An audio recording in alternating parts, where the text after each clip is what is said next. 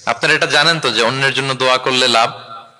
তো এক লোক এই হাদিসের ফজিলত শুনে ইফতারের পূর্ব মুহূর্তে, যেহেতু দোয়া কবুল হয়, তার ওয়াইফ ইফতারি তৈরি করতেছে, এই হাদিসের ফজিলত শুনে এক লোক তার বন্ধুর জন্য দোয়া করতেছে যে আল্লাহ, আমার বন্ধুটা তো এখনো বিয়ে হয় নাই, তুমি সুন্দরী রূপবতী একটা স্ত্রীর ব্যবস্থা করে দাও আল্লাহ আমার বন্ধুর।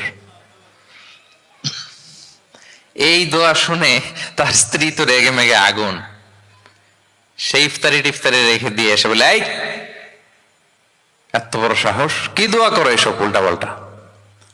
স্বামী বলে, কি দোয়া উল্টা পাল্টা, কি দোয়া করলাম, আমি তোমার বন্ধুর জন্য দোয়া করছি যে আল্লাহ তারে তুমি রূপবতী সুন্দরী স্ত্রীর ব্যবস্থা করে দাও। তো ওয়াইফ বলে, এই তুমি কি মনে করছো আমি হাদিসটা জানি না যে অন্যের জন্য ভালো কোনো দোয়া করলে আগে এটা নিজের জন্য কবুল হয়?